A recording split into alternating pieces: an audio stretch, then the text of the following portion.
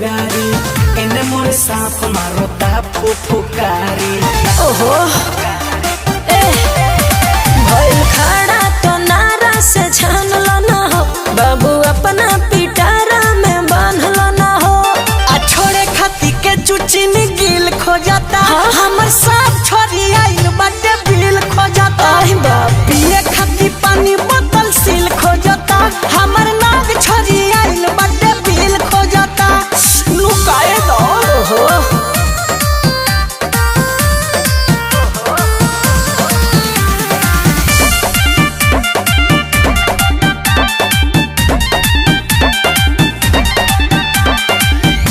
में बीस जदी डाल दी फोन से बचे न पैबू बबी कवन हो जतन से।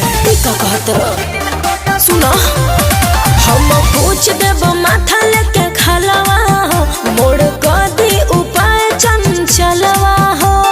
मानत नहीं खेऊ है तिल तिल खो जाता हमर सब छोरी आइल बाटे बिल खो जाता। आई हो दादा ये खाती पानी